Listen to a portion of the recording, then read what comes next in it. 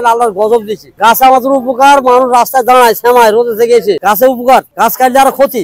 এই মানুষজন দাঁড়াচ্ছে রোদে তাপে মাঠে খানে রয়েছে, আর রাস্তায় গাছ চাইলে কত উপকার, রোদে আসি গাছ চালা বসলো মানুষ, বৃষ্টি হয় না। ওই কুষ্টার রোডে গুলো কি করেছে। এখন গাছগুলি যে কাটা হচ্ছে, অবশ্যই কাটা লাগবে, যেহেতু 4 লেন হচ্ছে রাস্তা, যোগাযোগ ব্যবস্থার উন্নতির ক্ষেত্রে, রাষ্ট্রের উন্নতির ক্ষেত্রে, যুগের পরিবর্তনে কাটা লাগবে অবশ্যই। কিন্তু গাছগুলি যেন পরিকল্পনা মাফিক আবার লাগানো হয়, তাহলে অনেকটা আমাদের এই অক্সিজেনের ঘাটতি পূরণ হবে। এই যে যখন রাস্তা দিয়ে আমরা গাংনী টু মেহেরপুর যাওয়া আসা করি, তখন মানে রাস্তায় যখন চলি তখন রোদ্রে মুখ পুড়ে যাচ্ছে এবং চলাফেরা খুব কষ্ট হচ্ছে জনগণের। রাস্তার দুপাশে গাছ না থাকার কারণে রাস্তার যে তাপ, আমরা পথচারীরা যারা যাচ্ছি তাদের গরম লাগছে। নিচে এই যে পিচ, এটা গরম হয়ে এটা থেকে তাপ আসছে, টোটাল মিলাই আমাদের যাতায়াতে অনেক অসুবিধা হচ্ছে। 2 বছর আগে এই রোড দিয়ে যেতাম, খুব আরামে যেতাম। এখন ধরেন এই রোড দিয়ে যেতে গিয়ে মুখ টুক পুড়ে যায়, খুব কষ্ট হয়। আগে আমরা যখন গাছ ছিল তখন ছায়া পাতাম, অক্সিজেন পাতাম, কিন্তু এখন বর্তমানে আমাদের এই রাস্তায় 40-45 ডিগ্রির উপরে তাপমাত্রা, যার কারণে আমরা যেতে খুব কষ্ট পাচ্ছি। বহু জায়গার গাছ কেটেও ফেলেছে, এখনো তারা কাটার জন্য প্রস্তুতি নিছে। যেখানে যে গাছগুলা থাকলে মানুষের উপকার হয়, সেই গাছগুলা না কাটলেই সবচেয়ে ভালো হয়। এই গাছটার বয়স আপনার 100 বছরের উপর হবে, কারণ এটা আমার বড় দাদার হাতে লাগানো। গাছটা কাটলে সমস্যা, এখানে আমাদের অক্সিজেনের সমস্যা, কারণ গাছে দেখি যে আমরা অক্সিজেনটা পাই, সেটা গাছটা কেটে ফেলে তাহলে আমাদের অনেক সমস্যা, কারণ এই ধরনের বড় গাছ আমাদের এলাকাতে আর বেশি নাই। এই কোলারমোড় বাজারে অনেক গাছ ছিল, এর আগে বড় বড় গাছ ছিল, কাটা হয়ে গেছে। এখানে প্রচন্ড রোদে আমরা থাকতে পারি না। এই একটা গাছ আছে বলে আমাদের কোলারমোড় শহরের মানে বাজারের যেসব লোকজন আছে, এই গাছের আশ্রয়ে আমরা এই গরমটা মানে করি, বুঝছেন। অনেকবার টেন্ডারের মাধ্যমে এই গাছগুলো কাটা হয়েছে। আমরা শুনেছি যে মরা গাছের টেন্ডার হয়, অথচ তারা কাটে সব তাজা গাছগুলো।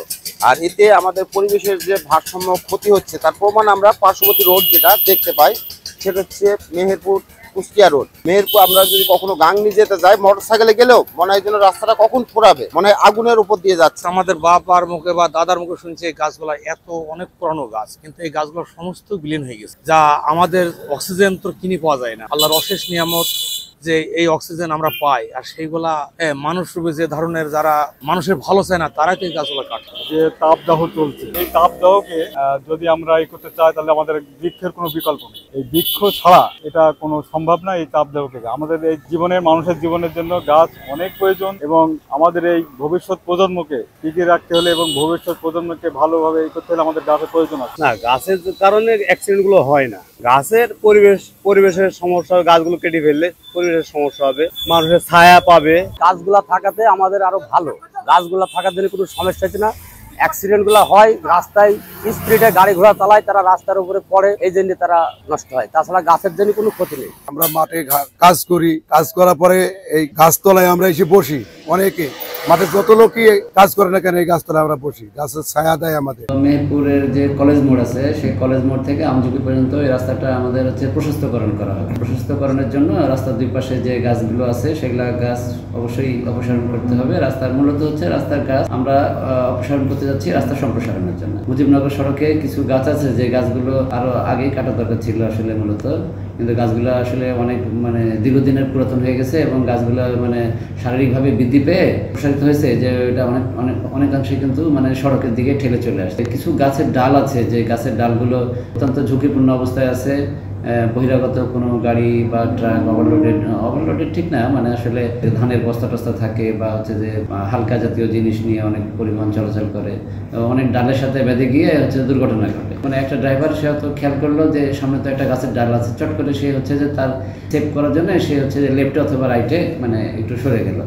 পিছনের গাড়ি কিন্তু আর আসলে বুঝলো না যে আসলে সে কি জন্য মানে রাইটে হঠাৎ করে বা লেফটে এত মানে কি জন্য সরে গেল। ওই সময় যেটা হয় সেটা একটা দুর্ঘটনার সৃষ্টি, এবং গাড়িরও অনেক ক্ষতি হয়, মানুষের মানে যানমালেরও হচ্ছে যে ক্ষতি হয়।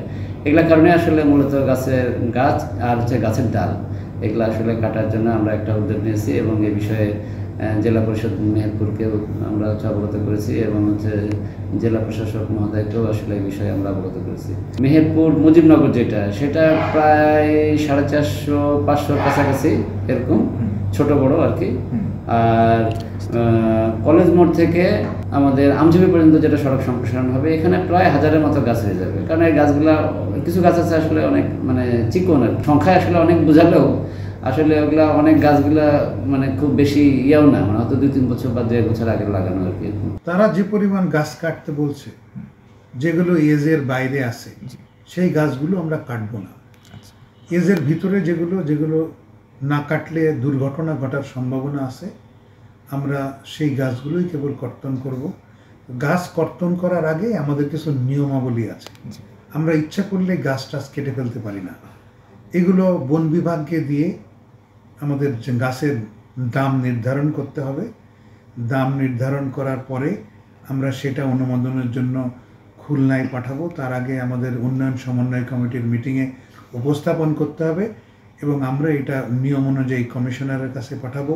কমিশনারের কাছ থেকে এটার নিয়ম অনুযায়ী অনুমোদন আসবে, তারপরে টেন্ডার হবে। টেন্ডার হওয়ার পরে তারপরে গাছ কাটার প্রশ্ন আসবে। তার আগে তো গাছ কাটার সুযোগ নেই। প্রথমে যখন গাছ কাটার জন্য চিঠি দেওয়া হয় 233টার মতো, তখন আমরা বলেছিলাম যে এই এজে যে গাছগুলো আছে এই গাছগুলো এখন কাটার দরকার নেই। আপনারা এজ বাড়ানোর নামে যে কাজটা করতেছেন এই কাজটা না করলেও এইখানে এই এলাকায় কোনো সমস্যা হচ্ছে না এবং হবে না। জরুরি দরকার সেগুলো কাটা হবে। তার জন্য আমরা টেন্ডার প্রক্রিয়া যাব। এখন পর্যন্ত বন বিভাগের কাছ থেকে আমরা দাম নির্ধারণ করে নিতে পারিনি, তাদের জনবলের কারণে তারা আসতে পারেনি। আমরা চেষ্টা করতেছি যে আমাদের সার্ভেয়ার, আমাদের জেলা পরিষদ এবং রোডস অ্যান্ড হাইওয়ে এবং বন বিভাগের সাথে করে আমরা দাম নির্ধারণ শেষ হলে তারপরে আমরা কর্তন করতে নামব।